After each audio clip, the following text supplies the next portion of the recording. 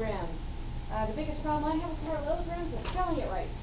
Yeah, I keep wanting to give 2 R's.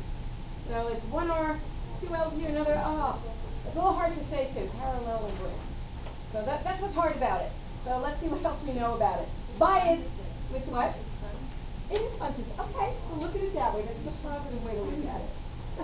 What do you think it is? Maybe you know already, I don't know. What do you think it is? A quadrilateral that's tilted to one side. Kind of is, yes.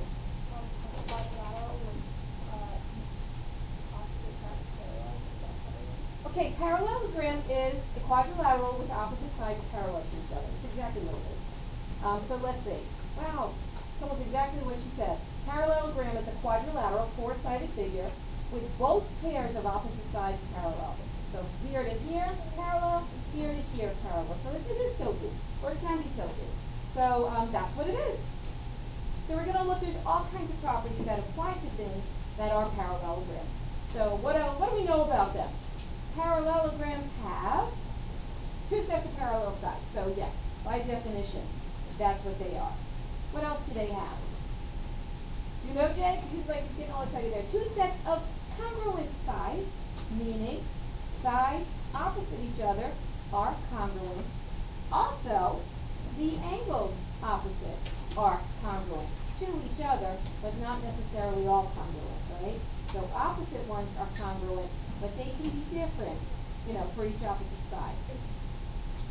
Consecutive angles are supplementary. What's a consecutive angle? What's a consecutive angle? One after the other, next to each other. So this and this, supplementary. This and this, supplementary. Here, and here. Supplementary. Diagonals. Remember what a diagonal is? It connects 2 non-consecutive vertices. They bisect each other. Whoops. Bisect, right? So this one congruent to that one congruent to that one. And they also form 2 congruent triangles. Well, wow, we can kind of see that, can't we? But why? Well, this one, we got all kinds of congruent triangles, don't we? How about like this one, and this one, and this one, and this one? How am I getting all these congruent triangles? Yeah, there's look at all the side stuff we got going on. We got a bunch of congruent angles, so we got all kinds of good stuff going on here. So let's see, we kind of can't just say things anymore. We kind of have to have theorems that we convinced ourselves deductively that they're true. A quadrilateral is a parallelogram if and only if, biconditional, both pairs of its opposite sides are congruent. Remember, biconditional means, so if you have a quadrilateral where both pairs of opposite sides are congruent, then you will have a parallelogram. Works both ways. Parallelogram if and only if both pairs of opposite angles are congruent. So again, works both ways. If you have a quadrilateral and the opposite angles are congruent, both pairs, then you have a parallelogram. So how come? Now let's think about this. So to prove this, we're going to draw a diagonal, because why not? So if PQ, since PQ is parallel to RS, because it's a parallelogram, angle PQS, this one is going to be congruent to RSQ. That one, how come? How come? Yep. Alternate interior angles of parallel lines are congruent.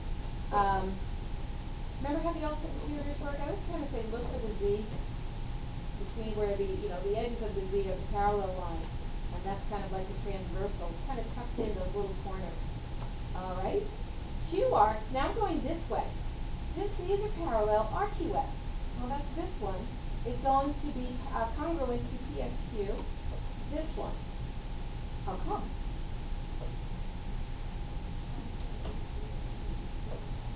Yeah, alternate interior angles are the same thing, right? We got another Z going for these parallel lines. See my Z? So tucked in here, tucked in here. So QS, congruent to QS, this one, how come? Yeah? Reflexive property of congruence. So again, a little review of some of our proof stuff. So now I can say PQS, this triangle, is going to be congruent to triangle RSQ. How come? Angle, side angle. All Alright, so I've got two congruent triangles. Therefore, PQ congruent to RS, and I didn't draw my lines here because it's just so hard to do, but I should have. It's just hard to do it on Academic Flyer. But PQ, this one, is going to be congruent to this one. And this one, QR, is going to be congruent to this one, SP. And this one, angle R, well, there's angle R to angle P, congruent, Y. CPCTC, corresponding parts of congruent triangles are congruent. So I've got these two angles and I got these two sides.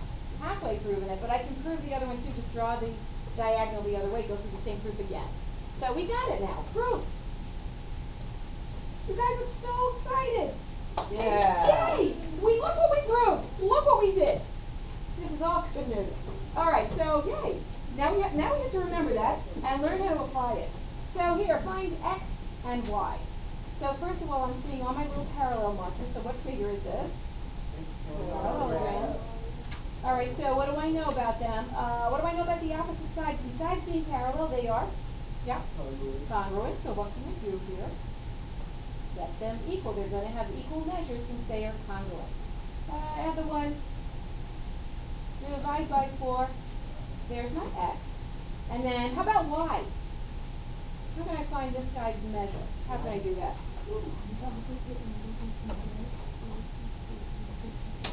Yeah, that's simple, right? Opposite angles in a parallelogram are congruent. So since the opposite angle is 53 degrees, so is this one. Okay? Easy peasy.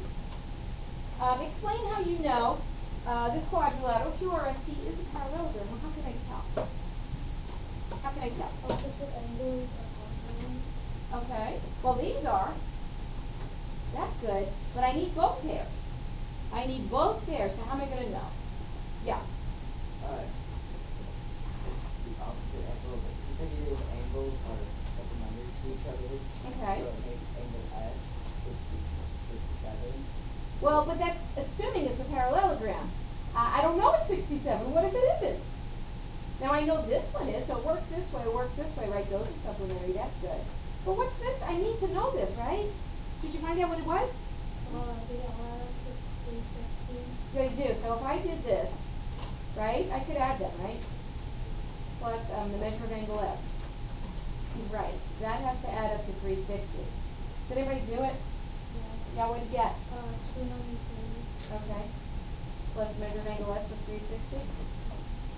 What happens? What's 360 minus 293? Awesome, right? Now, I can do exactly what you said. I can either look at these opposite angles, I can look at these being supplementary, either way. So that's how you can explain it. I found the missing angle because I know all the angles add up to 360. 67, since all the opposite angles are congruent, it's a parallelogram. Or you could say, since all the consecutive angles are supplementary, it's a parallelogram. Either way works. Good. Nice, nice, nice. Alrighty, new theorem. If a quadrilateral is a parallelogram, then its consecutive angles are supplementary. So let's prove that. How do we know that? Do we even need this? All right, somebody tell me, how do I know that they're going to be supplementary? This one I think you can maybe see. Oh, well, what? No, I'm not even using a triangle proof. I don't even need a triangle proof. Parallel lines.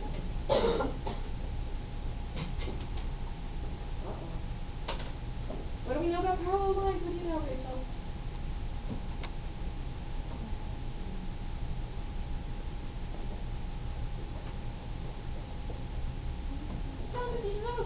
Let's look at this. Here we go. I'm going to look at QR and PS being parallel. If I kind of extend this, isn't that a transversal? And I seem to recall a theorem. What do we call, what's that called, Ms. Giannis? Consecutive interior? What do I know about consecutive interior angles and parallel lines? Yes? They're supplementary. So it has to be. Now what if I look at these parallel lines, and now this one is the transversal. So now here I've got my consecutive interior angles have to be supplementary. We have that theorem. So that's basically it. Because they're parallel lines, they have to be supplementary. Right? You can just work your way around and get true for all of them. So I was hoping that would be a little bit obvious. Okay, a quadrilateral is a parallelogram if the diagonals bisect each other. Now let's see how we can prove that. Any ideas for that one? All right, I want to prove this congruent to that congruent to that.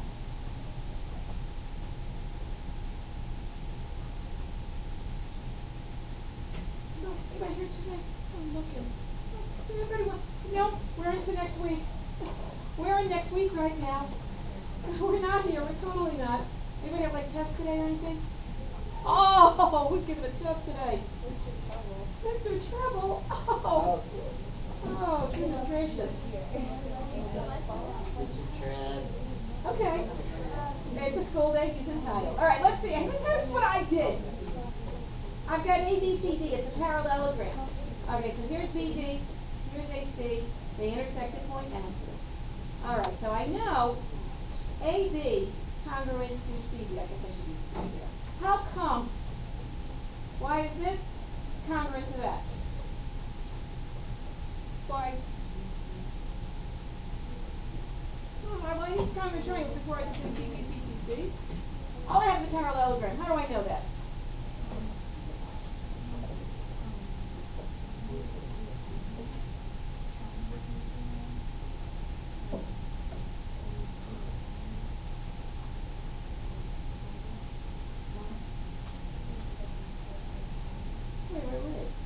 All I want to know is I made a supposition. I said AB congruent to CD, and I just want to know why I can say that. How come I can say that? The opposite angles are congruent. Opposite sides of a parallelogram are congruent. We just proved that, right? So that's all. I can just say that. That's all I'm going for right now, just these two things. Congruent because since ABCD is a parallelogram, then its opposite sides are congruent. Okay, now I'm going here. Triangle, angle ABD. This guy is going to be congruent to CD. This guy. Why? This one to this one. Yes. Alternate interior angles and parallel lines. Okay. BAC, this guy is going to be congruent to this guy. Because alternate interior angles are parallel lines. Therefore, triangle ABM, this guy is congruent to CDM by angle, side angle. So that means that this and this are congruent and this and this are congruent. Now you can say it, Rochelle. How come? Now we can say CPCTC. I have two congruent triangles, therefore these sides work. It's painful. Yes?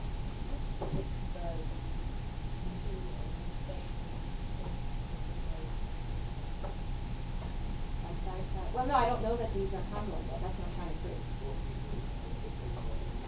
Well, I know, no, this side and this side, that's what I'm proving. So I can't go in there saying they are congruent. Now, if I have a future proof like that, right? Let me see, let me erase the mess.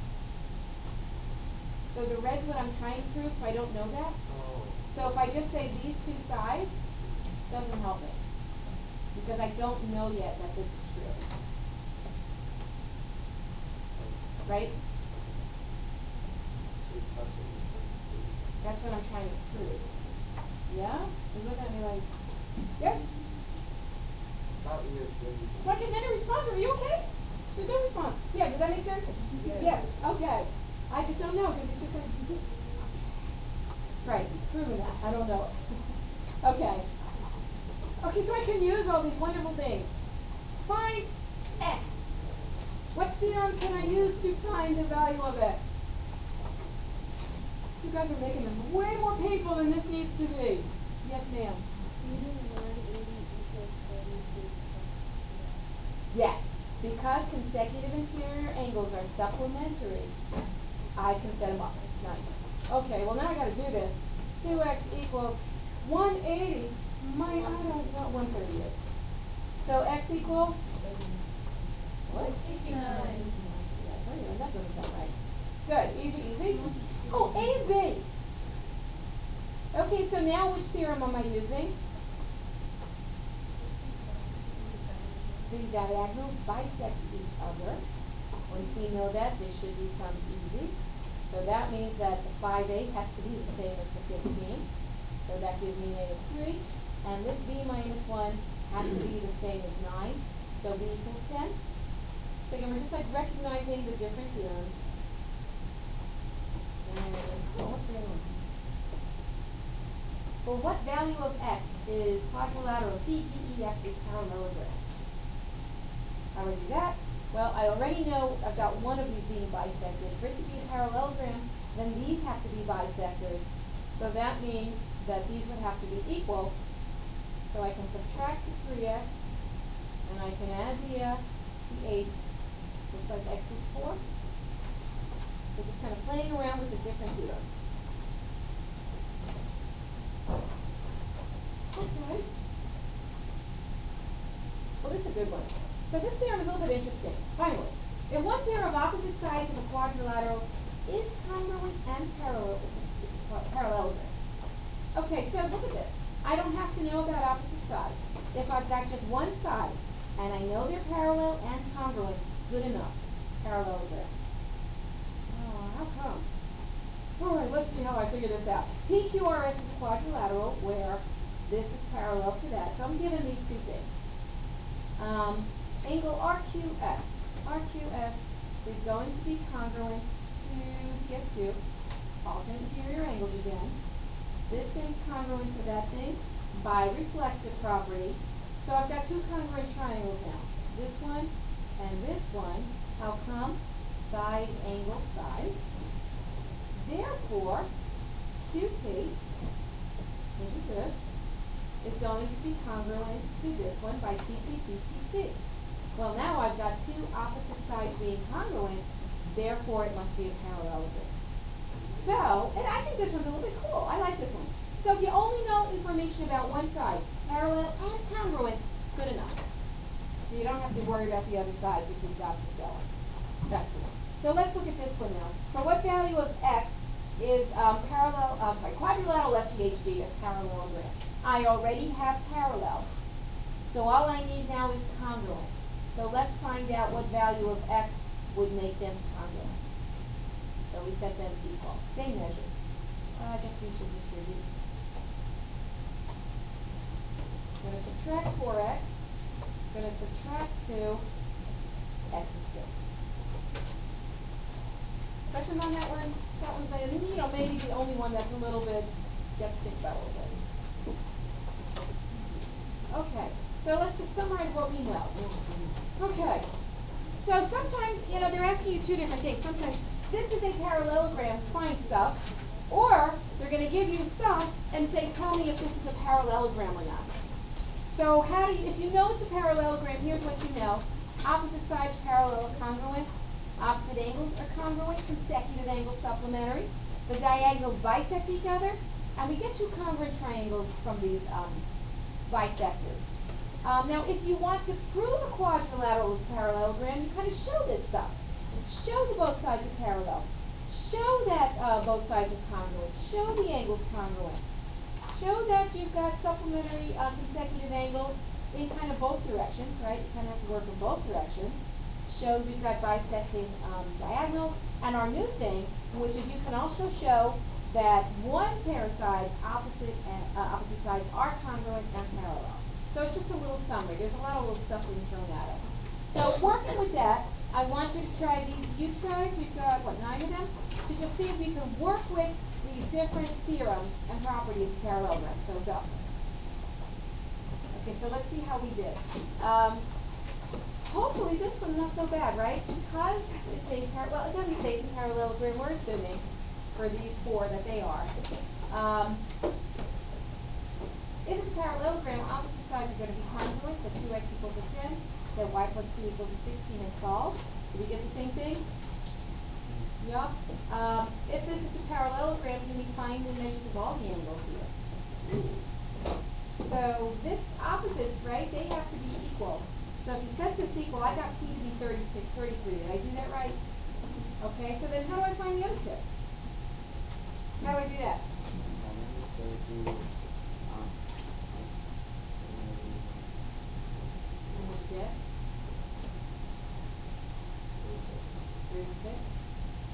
do it a different way? No? You don't get supplemented? The other thing you could have done is said, it's a little more work, but you could have said 360 minus twice 144, right? Add those together and subtract them from 360 to get the other two. And then just divide them by 2 because they're equal. Obviously more work, but either way, you can do that too. Let's see, C. What do we want here? X and Y and B. Okay, so again, congruent, opposite are also congruent. So that one should have been a hope. And then we have to find these other angles. Same thing, you could have used supplementary, 180 minus 68, or you could have subtracted from 360. What's going on here? Find NM. Oh, what's NM going to be? That's easy. If these bisect each other, then this has to be 2, right? What else are we looking for? KM. Whole thing will be 4. And then the angles, J and L. Okay. So if this one's 30, wow, how do you do this one? Right, if this, yeah, how'd you do it? That's 1, 8, 1, 10. Right, then what's this whole thing do? We have 270. Because supplementary. If this piece is 30, what's this piece? Yeah. Good, okay. Let's see about these guys. What value of parallelograms does it go up? Okay, so now this is saying, like, I'm not telling you it's necessarily a parallelogram, but if I want it to be one, what would have to be true? Well, I already know that these are congruent. For it to be a parallelogram, this also would have to be congruent. Set these things equal, you should have gotten x equals 4. Did we? Yeah. Good. All right, the same thing here. If this were to be a parallelogram, what would have to be true about these two angles? Supplementary, add them up and set them equal to 180. Shall give 50. Same thing here. Add these up, you should get 180. Did you get 7? You're checking me here because I make all kinds of mistakes. How about these guys? Now these were a little bit more thinking problems. I have to plot points. I have to see. So that's -2 and -3, right? That's A. What's B? 1, 2, 3, 4, 1, 2, 3. B is 4. -3. C is 1, 2, 3, 1, 2. 3, 2. And D, DXY. Oh. So, like, based on what this looks like, we can guess it's over here someplace. How do we know where? How do you know where? I counted how many boxes were kind of there with A and B. So it would be because of C. So you looked at the length. Is it 1, 2, 3, 4, 5, 6? So this has to be 6 as well. 1, 2, 3, 4, 5, 6. That makes these two sides congruent. So now you have two congruent sides. This is 1, 2, 3, -3, 2. Is that enough to prove that this is a parallelogram? So what else should we really be proving? Well, we have the distance, right? 6. That's what you used the first time. So I know these two sides are congruent. Great. Is that enough to prove a parallelogram? No. So what else should I do? What could I do? There's a couple of things. There's not just one way to do this. What else? Yeah, why am I getting the slope of these two lines? They're parallel, because if we have congruent and parallel, it's good enough. Well, what's the slope of this thing? 0. What's the slope of this thing? 0. So they're parallel? Yes.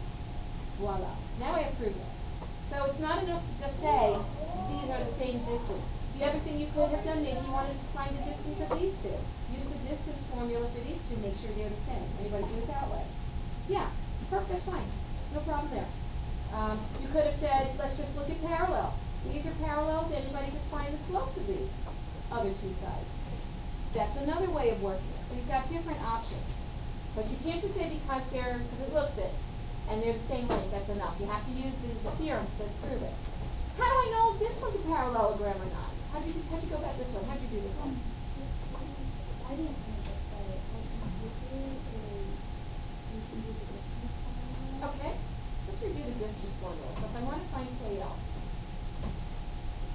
How does that work again? Distance formula, yes?